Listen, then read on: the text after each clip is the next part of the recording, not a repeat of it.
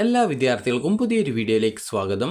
ഈ വർഷത്തെ +1 higher secondary sports quota, merit കോട്ട, അതുപോലെ തന്നെ കമ്മ്യൂണിറ്റി കോട്ട, അതുപോലെ തന്നെ മാനേജ്മെൻറ്റ് കോട്ട അഡ്മിഷനുകൾ എങ്ങനെയാണ് എന്നുള്ളതാണ് ഈ ഒരു വീഡിയോയിൽ. വിദ്യാർത്ഥികൾക്ക് മെറിറ്റ് കോട്ട അതുപോലെ തന്നെ സ്പോർട്സ് കോട്ടയിലേക്കുള്ള അപേക്ഷകൾ HSK വെബ്സൈറ്റിലൂടെയാണ് നിലവിൽ നടന്നുകൊണ്ടിരിക്കുന്നത്. അപ്പോൾ അതിന് അപേക്ഷ സമർപ്പിക്കാൻ സാധിക്കാത്തവർക്ക് സപ്ലിമെൻ്ററി ഘട്ട അലോട്ട്മെൻറ്റിൽ, അത് തേർഡ് അലോട്ട്മെൻറ്റിന് ശേഷം വരുന്ന സപ്ലിമെൻ്ററി ഘട്ട അലോട്ട്മെൻറ്റിൽ പുതുതായിട്ട് അപേക്ഷ സമർപ്പിക്കാൻ സാധിക്കുന്നതാണ്. അപ്പോൾ ഇനി വിദ്യാർത്ഥികൾ ചോദിക്കുന്ന പ്രധാനപ്പെട്ട കാര്യമാണ് ഈ ഒരു മെറിറ്റ് കോട്ട അതല്ലെങ്കിൽ സ്പോർട്സ് കോട്ട എന്നിവിടങ്ങളിൽ അഡ്മിഷൻ ലഭിച്ച വിദ്യാർത്ഥികൾ അല്ലെങ്കിൽ അപേക്ഷിച്ച വിദ്യാർത്ഥികൾക്ക് മാനേജ്മെൻറ്റ് കോട്ടയിലും കമ്മ്യൂണിറ്റി കോട്ടയിലും എങ്ങനെയാണ് അഡ്മിഷൻ ലഭിക്കുന്നത് എന്നുള്ളത്.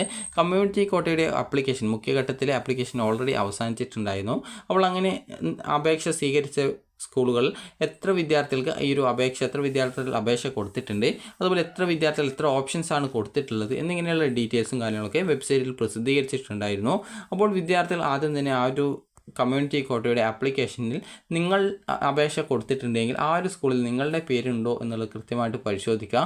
അതിനായിട്ട് നിങ്ങൾ ചെയ്യേണ്ടത് ഇത്രമാത്രമാണ്. HSK വെബ്സൈറ്റ് ഓപ്പൺ ചെയ്യുക. HSK വെബ്സൈറ്റിൽ നിങ്ങൾക്ക് കാണാൻ പറ്റുന്നതാണ് school wise community application, school wise community applications. അപ്പോൾ ജസ്റ്റ് ഒന്ന് അതിൽ ക്ലിക്ക് ചെയ്യുക. അതിൽ ക്ലിക്ക് ചെയ്യുന്ന സമയത്ത് വിദ്യാർത്ഥികൾക്ക് അടുത്ത പേജിലേക്ക് ലോഡ് ചെയ്ത് പോകുന്നതായിരിക്കും. അപ്പോൾ അടുത്ത പേജിൽ നിങ്ങൾക്ക് കാണാനായിട്ട് സാധിക്കുക, അതായത് നിങ്ങളുടെ സ്കൂൾ സെലക്ട് ചെയ്ത് കൊടുക്കാനുള്ള ഓപ്ഷൻ ആയിരിക്കും. അപ്പോൾ ജസ്റ്റ് ഈ ഒരു രീതിയിലാണ് നിങ്ങൾക്ക് കാണാൻ സാധിക്കുക. അപ്പോൾ ഇവിടെ സെലക്ട് സ്കൂൾ കോഡ് എന്ന് പറഞ്ഞുകൊണ്ട് കൊടുത്തിട്ടുണ്ട്. അപ്പോൾ ഇവിടെ ഓരോ സ്കൂളിൻ്റെയും അവിടെ സ്കൂൾ മാനേജ്മെൻറ്റിൻ്റെ കാസ്റ്റ് അല്ലെങ്കിൽ കമ്മ്യൂണിറ്റി എന്താണെന്ന് കൊടുത്തിട്ടുണ്ട്. അപ്പോൾ നിങ്ങൾ ഏത് സ്കൂളിലാണോ അപേക്ഷ കൊടുത്തിട്ടുണ്ടായിരുന്നത് ആ ഒരു സ്കൂളൊന്ന് സെലക്ട് ചെയ്ത് കൊടുക്കാം.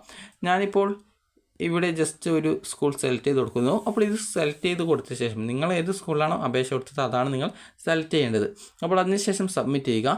സബ്മിറ്റ് ചെയ്യുന്ന സമയത്ത് നിങ്ങൾക്കൊരു പേജ് വരുന്നതായിരിക്കും. അപ്പോൾ ആ ഒരു പേജിൽ നിങ്ങളുടെ ഈ ആപ്ലിക്കേഷൻ നമ്പർ, അതുപോലെ തന്നെ നിങ്ങളുടെ നിങ്ങൾ നൽകിയിട്ടുള്ള, അതായത് നിങ്ങളുടെ ആ ഒരു കോഴ്സ് ഡീറ്റെയിൽസുകൾ, കോഴ്സല്ല, അപ്പോൾ നിങ്ങൾ അത് സെലക്ട് ചെയ്തെടുത്ത് സബ്മിറ്റ് ചെയ്ത ശേഷം നിങ്ങൾക്ക് ഇതുപോലെയാണ് കാണാൻ പറ്റുക. കമ്മ്യൂണിറ്റി ആപ്ലിക്കേഷൻ നമ്പർ എത്രയാണ്, അതുപോലെ സീരിയൽ നമ്പർ, അതുപോലെ സെൻട്രൽ രജിസ്റ്റർ ആപ്ലിക്കേഷൻ നമ്പർ, അതുപോലെ SSLC രജിസ്റ്റർ നമ്പർ, നെയിം, അതായത് നിങ്ങളുടെ പേര്, അതുപോലെ ജെൻഡർ, കാസ്റ്റ്, അതുപോലെ ഓപ്ഷൻ കൗണ്ട് എന്ന് വെച്ചാൽ നിങ്ങൾ എത്ര ഓപ്ഷൻസ് ആ ഒരു സ്കൂളിൽ ആ ഒരു കമ്മ്യൂണിറ്റി ആപ്ലിക്കേഷനിലായിട്ട് കൊടുത്തിട്ടുണ്ട് എന്നുള്ളതാണ് ഓപ്ഷൻ കൗണ്ട് എന്ന് പറയുന്നത്. അപ്പോൾ ഈ ഒരു ലിസ്റ്റിൽ നിങ്ങളുടെ പേര് ഉണ്ടോ എന്നുള്ളത് കൃത്യമായിട്ട് പരിശോധിക്കുക. നിങ്ങൾ ഏത് സ്കൂളിലാണോ കൊടുത്തത് ആ ഒരു സ്കൂളിൻ്റെ പേര് ഇവിടെ നിന്ന് സെലക്ട് ചെയ്ത് കൊടുക്കുക. സെലക്ട് ചെയ്ത് കൊടുത്ത ശേഷം നിങ്ങൾ സബ്മിറ്റിൽ ക്ലിക്ക് ചെയ്യുക. സബ്മിറ്റ് ക്ലിക്ക് ചെയ്യുന്ന സമയത്ത് ഇതുപോലെ നിങ്ങളുടെ ആ ഒരു ആപ്ലിക്കേഷൻ്റെ ലിസ്റ്റ് ഇവിടെ താഴെയായിട്ട് വരുന്നതായിരിക്കും. ഞാൻ ജസ്റ്റ് നിങ്ങളുടെ ആപ്ലിക്കൻറ്റിൻ്റെ, അതായത് അപേക്ഷ കൊടുത്തവരുടെ പേര് കാണണ്ടെന്ന് വെച്ചിട്ടാണ് ഞാൻ ജസ്റ്റ് അത് താഴോട്ടേക്ക് ആക്കിയിട്ട് കാണിച്ചിട്ടുള്ളത്. അപ്പോൾ നിങ്ങൾ ജസ്റ്റ് ആ ഒരു സബ്മിറ്റ് ചെയ്യുന്ന സമയത്ത് നിങ്ങൾക്ക് എല്ലാവരുടെ ഡീറ്റെയിൽസ് നിങ്ങൾക്ക് കാണാനായിട്ട് സാധിക്കുന്നതായിരിക്കും. അപ്പോൾ ആദ്യം നിങ്ങൾ നോക്കേണ്ടത് ആ ഒരു ലിസ്റ്റിൽ നിങ്ങളുടെ അപേക്ഷ വന്നിട്ടുണ്ടോ എന്നാണ്.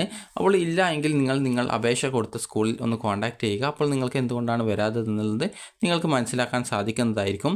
ഇനി അതുപോലെ തന്നെ വിദ്യാർത്ഥികൾ ചോദിക്കുന്ന പ്രധാനപ്പെട്ട മറ്റൊരു സംശയമാണ് ഇതിൻ്റെ റാങ്ക് ലിസ്റ്റ് നാളെയാണ് വരിക. നാളെ എന്ന് പറയുമ്പോൾ ഈ ഒരു ജൂൺ 9-ാം തീയതിയാണ് നിങ്ങളുടെ റാങ്ക് ലിസ്റ്റ് HSK വെബ്സൈറ്റിൽ വരിക. അപ്പോൾ HSK വെബ്സൈറ്റിൽ വന്നു കഴിഞ്ഞാൽ നിങ്ങൾക്ക് എത്ര മുൻഗണന ഉണ്ട് എന്നുള്ളത്, അതായത് നിങ്ങൾ ഓപ്ഷൻ കൊടുത്ത കോഴ്സിൽ നിങ്ങൾക്ക് ആദ്യം സ്കൂൾ സെലക്ട് ചെയ്ത് കൊടുക്കാനും ഇതുപോലെ തന്നെ ഈ ഒരു കമ്മ്യൂണിറ്റി കോട്ട റാങ്ക് ലിസ്റ്റ് എന്ന് പറഞ്ഞുകൊണ്ട് ഒരു ലിങ്ക് വരുന്നതായിരിക്കും. അപ്പോൾ ആ ഒരു ലിങ്കിൽ ജസ്റ്റ് നിങ്ങളൊന്ന് ക്ലിക്ക് ചെയ്യുക. ക്ലിക്ക് ചെയ്യുന്ന സമയത്ത് നിങ്ങൾക്ക് മറ്റൊരു പേജിലേക്ക് പോകുന്നതും അവിടെ നിങ്ങൾ ഇതേ രീതിയിൽ സ്കൂൾ സെലക്ട് ചെയ്ത് കൊടുക്കുക. നിങ്ങൾ ഏത് ഓപ്ഷനാണോ കൊടുത്തിട്ടുണ്ടായിരുന്നത്, അതായത് ചില വിദ്യാർത്ഥികൾ ഒന്നിലധികം 3 ഒക്കെ ഓപ്ഷനുകൾ കൊടുത്തിട്ടുണ്ടാകും. അപ്പോൾ നിങ്ങൾ ഏത് കോഴ്സ് കോമ്പിനേഷനിലാണ് ഓപ്ഷൻ കൊടുത്തിട്ടുണ്ടായിരുന്നത് ആ ഒരു ഓപ്ഷനുകളൊക്കെ നിങ്ങൾ സെലക്ട് ചെയ്ത് നോക്കുക. അപ്പോൾ അതിൽ നിങ്ങൾക്ക് ആ ഒരു സെലക്ട് ചെയ്ത് സബ്മിറ്റ് ചെയ്യുന്ന സമയത്ത് ഓരോ കോമ്പിനേഷനിലും നിങ്ങളുടെ റാങ്ക് എത്രയാണെന്ന് നിങ്ങൾക്ക് മനസ്സിലാക്കാൻ സാധിക്കുന്നതാണ്.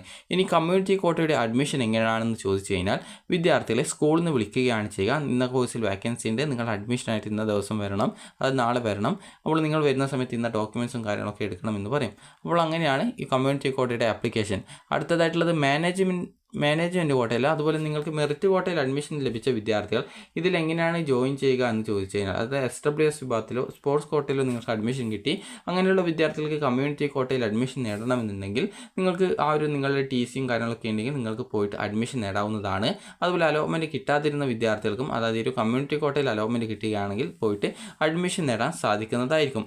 അതുപോലെ നിങ്ങൾ പ്രത്യേകം ശ്രദ്ധിക്കണം, നിങ്ങൾ ഹയർ സെക്കൻഡറി വിഭാഗത്തിൽ മെറിറ്റ് കോട്ടയിൽ അഡ്മിഷൻ നേടിയ ഒരു വിദ്യാർത്ഥി നിങ്ങളുടെ TCയും ഡോക്യുമെൻറ്റ്സും ഒക്കെ തിരിച്ചു സി വാങ്ങിയിട്ട്, അതായത് അലോട്ട്മെൻറ്റ് ഫസ്റ്റിലോ സെക്കൻഡിലോ കിട്ടുകയും അതിനുശേഷം നിങ്ങൾ നിങ്ങളുടെ ടി സിയും കാര്യങ്ങളൊക്കെ വാങ്ങിച്ചുകൊണ്ട് കമ്മ്യൂണിറ്റി കോട്ടയിൽ അഡ്മിഷൻ നേടുകയാണെങ്കിൽ മെറിറ്റ് സീറ്റിലെ അഡ്മിഷൻ റദ്ദ് ചെയ്യപ്പെടുന്നതായിരിക്കും. പിന്നീട് അലോട്ട്മെൻറ്റ് പ്രോസസ്സിൽ നിന്ന് നിങ്ങൾ ടി സി ഇഷ്യൂഡ് എന്ന് പറഞ്ഞുകൊണ്ട് നിങ്ങൾ പുറത്താക്കപ്പെടുന്നതും ആയിരിക്കും.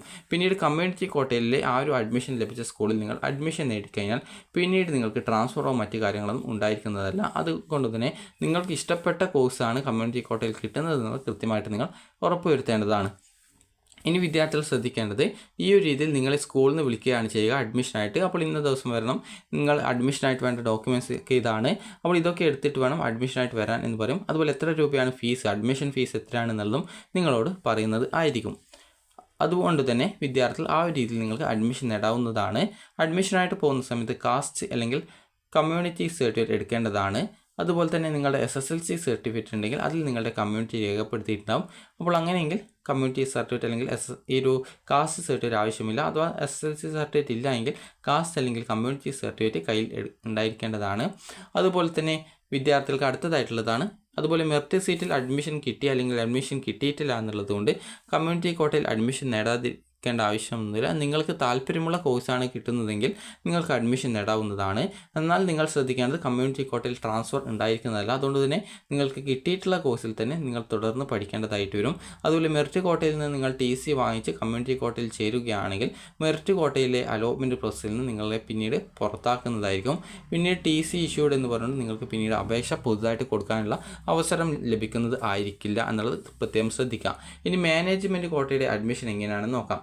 മാനേജ്മെൻറ്റ് കോട്ടയുടെ അഡ്മിഷൻ എങ്ങനെയാണെന്ന് ചോദിച്ചു കഴിഞ്ഞാൽ നിങ്ങൾക്ക് മാനേജ്മെൻറ്റ് സ്കൂളുകൾ അറിയാൻ സാധിക്കും. ഗവൺമെൻറ് സ്കൂളല്ല, മാനേജ്മെൻറ്റ് സ്കൂൾ, അതായത് എയ്ഡഡ് സ്കൂളുകളുണ്ടാവും അല്ലെങ്കിൽ അൺഎയ്ഡഡ് സ്കൂളുകളുണ്ടാവും. അതായത് ഈ ഒരു മാനേജ്മെൻറ്റ് സ്കൂൾ എന്ന് പറയാം. അൺഎയ്ഡഡ് എന്ന് പറയുമ്പോൾ അത് എയ്ഡഡ് എന്ന് പറയുമ്പോൾ അത് പ്രൈവറ്റ് ആണെന്നാണ് തോന്നുന്നത്. അപ്പോൾ അതുകൊണ്ട് തന്നെ എയ്ഡഡ് അല്ല അൺഎയ്ഡഡ് എന്ന് ആണോ എന്ന ഡൗട്ടുണ്ട്. അപ്പോൾ അത് ജസ്റ്റ് കൺഫ്യൂഷനാണ്. അപ്പോൾ അതുകൊണ്ട് തന്നെ നിങ്ങൾ ശ്രദ്ധിക്കേണ്ടത്, ഒരു സാധാരണ ഹൈസ്കൂൾ ഉണ്ടാകും, അത് ഗവൺമെൻറ് സ്കൂൾ അല്ലാതെ ഹൈസ്കൂൾ ഉണ്ടാകും. അപ്പോൾ അങ്ങനെയുള്ള സ്കൂളുകളിൽ മാനേജ്മെൻറ്റ് സീറ്റുകൾ ഉണ്ടാകും. ഗവൺമെൻറ് സ്കൂൾ അല്ലാതെ ഹൈസ്കൂളുകളിൽ മാനേജ്മെൻറ്റ് സീറ്റുകൾ ഉണ്ടാകും. അപ്പോൾ അതുകൊണ്ട് തന്നെ നിങ്ങൾ ശ്രദ്ധിക്കേണ്ടത്, അങ്ങനെയുള്ള സ്കൂളുകളിൽ നിങ്ങൾ അഡ്മിഷൻ നേടാനായിട്ട് പോകുന്ന സമയത്ത് മാനേജ്മെൻറ്റ് സീറ്റിന് ഒരു നിശ്ചിത ഫീസ് ഉണ്ടാകും. അതായത് ഏകദേശം ഒരു 15,000 ഒക്കെ ഫീസ് ചില സ്കൂൾ വാങ്ങിക്കാറുണ്ട്. ചില സ്കൂളിൽ മാനേജ്മെൻറ്റ് സീറ്റ് ഫ്രീ ആയിട്ട് കൊടുക്കാറുണ്ട്. അപ്പോൾ അതുകൊണ്ട് തന്നെ ചില സ്കൂൾ മാനേജ്മെൻറ്റ് സീറ്റിന് ഫീസൊന്നും വാങ്ങിക്കാറില്ല, സാധാരണ അഡ്മിഷൻ ഫീസ് മാത്രമേ ജസ്റ്റ് വാങ്ങിക്കാറുള്ളൂ. ചില സ്കൂളാണെങ്കിൽ ഏകദേശം ഒരു 15,000 ഒക്കെ വാങ്ങിക്കാറുണ്ട് ഓരോ കോഴ്സ് അനുസരിച്ച്. അപ്പോൾ അതുകൊണ്ട് തന്നെ നിങ്ങൾ ശ്രദ്ധിക്കേണ്ടത്, ഈ മാനേജ്മെൻറ്റ് സീറ്റ് അഡ്മിഷനായിട്ട് നിങ്ങൾ ചെയ്യേണ്ടത്, നിങ്ങൾ സ്കൂളിൽ പോവുക, മാനേജ്മെൻറ്റ് സീറ്റിലേക്കുള്ള അഡ്മിഷനായിട്ട് ആപ്ലിക്കേഷൻ ഫോം സ്കൂളിൽ നിന്ന് കിട്ടും. അപ്പോൾ ആ ഒരു ഫോം വാങ്ങി ഫില്ല് ചെയ്ത് കൊടുക്കുക. അതിനുശേഷം അതിൻ്റെ ആ ഒരു ഡീറ്റെയിൽസും എങ്ങനെയാണ് അഡ്മിഷൻ കാര്യങ്ങളൊക്കെ ചോദിച്ച് മനസ്സിലാക്കുക. ഇതിൻ്റെ റാങ്ക് ലിസ്റ്റ് തയ്യാറാക്കും. അതായത് മാനേജ്മെൻറ്റ് കോട്ടയിൽ അപേക്ഷിക്കുന്ന വിദ്യാർത്ഥികളുടെ ഒരു റാങ്ക് ലിസ്റ്റ് തയ്യാറാക്കും. അങ്ങനെ റാങ്ക് ലിസ്റ്റ് തയ്യാറാക്കിക്കൊണ്ട് വിദ്യാർത്ഥികൾക്ക് അതിൽ റാങ്ക് ലിസ്റ്റിൻ്റെ മുൻഗണന പ്രകാരം വിദ്യാർത്ഥികൾ ഏത് കോഴ്സിലേക്കാണോ നിങ്ങൾ മാനേജ്മെൻറ്റ് സീറ്റിലേക്ക് അഡ്മിഷൻ ആഗ്രഹിക്കുന്നത് അതിനനുസരിച്ച് വേണം നിങ്ങൾ ഓപ്ഷൻസ് കൊടുക്കാനായിട്ട്. അപ്പോൾ അങ്ങനെ നിങ്ങൾ ഓപ്ഷൻസ് കൊടുത്തത് പരിഗണിച്ചുകൊണ്ട് നിങ്ങളെ ആ ഒരു സ്കൂളിൽ നിന്നും അഡ്മിഷനായിട്ട് വരാനായിട്ട് പറയും. നിങ്ങൾക്ക് ഇന്ന കോഴ്സാണ് കിട്ടിയിട്ടുള്ളത്, അപ്പോൾ ഇന്ന കോഴ്സിന് അഡ്മിഷനായിട്ട് വരുന്ന സമയത്ത് ഇത്ര പൈസ നിങ്ങൾ ഈ ഒരു ഫീസ് ഇനത്തിൽ അടക്കേണ്ടതായിട്ടുണ്ട്. അതുപോലെ തന്നെ വിദ്യാർത്ഥികൾ ഇന്ന ഡോക്യുമെൻറ്റ്സും കാര്യങ്ങളൊക്കെ എടുക്കണമെന്ന് പറയും. അപ്പോൾ അങ്ങനെയെങ്കിൽ നിങ്ങൾക്ക് മാനേജ്മെൻറ്റ് സീറ്റിൽ അഡ്മിഷൻ നേടാവുന്നതാണ്. മെറിറ്റ് കോട്ടയിൽ നിങ്ങൾ അഡ്മിഷൻ നേടിയ ഒരു വിദ്യാർത്ഥിയാണെങ്കിലും അതുപോലെ അലോട്ട്മെൻറ്റ് കിട്ടാത്ത വിദ്യാർത്ഥികളായിരുന്നാലും അല്ലെങ്കിൽ അഡ്മിഷൻ കിട്ടാതിരുന്ന വിദ്യാർത്ഥികൾ ആയിരുന്നാലും വിദ്യാർത്ഥികൾക്ക് ഈ ഒരു മാനേജ്മെൻറ്റ് കോട്ട സീറ്റിൽ അഡ്മിഷൻ നേടാൻ സാധിക്കുന്നതാണ്. പല സ്കൂളിലെയും മാനേജ്മെൻറ്റ് കോട്ട സീറ്റ് ചിലപ്പോൾ നിലവിൽ ബുക്ക്ഡ് ആയിരിക്കും. അപ്പോൾ അതുകൊണ്ട് തന്നെ നിങ്ങൾ ശ്രദ്ധിക്കേണ്ടത്, നിങ്ങളുടെ നാട്ടിലുള്ള മാനേജ്മെൻറ്റ് സ്കൂളുകളിൽ സീറ്റ് വേക്കൻസി ഉണ്ട് എന്ന് കൃത്യമായിട്ട് മനസ്സിലാക്കി നിങ്ങൾക്ക് മാനേജ്മെൻറ്റ് കോട്ട സീറ്റ് ആവശ്യമാണെങ്കിൽ നിങ്ങൾക്ക് ആ ഒരു സ്കൂളുകളിൽ കോൺടാക്റ്റ് ചെയ്ത് നിങ്ങൾക്ക് ഏത് കോമ്പിനേഷനിലാണ് വേക്കൻസി അഡ്മിഷൻ ആഗ്രഹിക്കുന്നത് അതിൽ വേക്കൻസി ഉണ്ടോ എന്നുള്ളത് കൃത്യമായിട്ട് മനസ്സിലാക്കുകയും അതിന് എത്ര രൂപയാണ് ഫീസ് ഇനത്തിൽ വരിക എന്നുള്ളത് കൃത്യമായിട്ട് മനസ്സിലാക്കി നിങ്ങൾക്ക് മാനേജ്മെൻറ്റ് കോട്ടയിലേക്കുള്ള അപേക്ഷ നിങ്ങൾക്ക് ഏത് സ്കൂളിലേക്കാണോ അഡ്മിഷൻ ആഗ്രഹിക്കുന്നത് ആ ഒരു സ്കൂളിൽ പോയിട്ട് കൊടുക്കാവുന്നതാണ്. ഗവൺമെൻറ് സ്കൂളിൽ മാനേജ്മെൻറ്റ് സീറ്റ് ഉണ്ടാവുന്നതല്ല, ബാക്കിയെല്ലാ ഈ ഒരു ഗവൺമെൻറ് അല്ലാത്ത സ്കൂളുകളിലും ഈ ഒരു മാനേജ്മെൻറ്റ് സീറ്റ് ലഭ്യമായിരിക്കുന്നതായിരിക്കും. അപ്പോൾ നിങ്ങൾ പെട്ടെന്ന് തന്നെ ആ ഒരു മാനേജ്മെൻറ്റ് സീറ്റ് വേണമെങ്കിൽ അപേക്ഷ കൊടുക്കുക. കാരണം മാനേജ്മെൻറ്റ് സീറ്റ് അത്രയേ ഉണ്ടാവുള്ളൂ. അപ്പോൾ അതുകൊണ്ട് തന്നെ അത് പെട്ടെന്ന് തന്നെ ആ ഒരു ഫില്ല് ചെയ്യപ്പെടാനുള്ള സാധ്യതയുണ്ട്, അതുപോലെ ബുക്ക്ഡ് ആവാനുള്ള സാധ്യതയുമുണ്ട്. അപ്പോൾ അതുകൊണ്ട് തന്നെ നിങ്ങൾ ആ ഒരു കാര്യങ്ങൾ ശ്രദ്ധിക്കുക. അപ്പോൾ നിങ്ങൾക്ക് ഈ ഒരു വീഡിയോ ഉപകാരപ്രദമായിട്ടുണ്ടെങ്കിൽ ലൈക്ക് ചെയ്യുക, ഷെയർ ചെയ്യുക. Thank you for watching.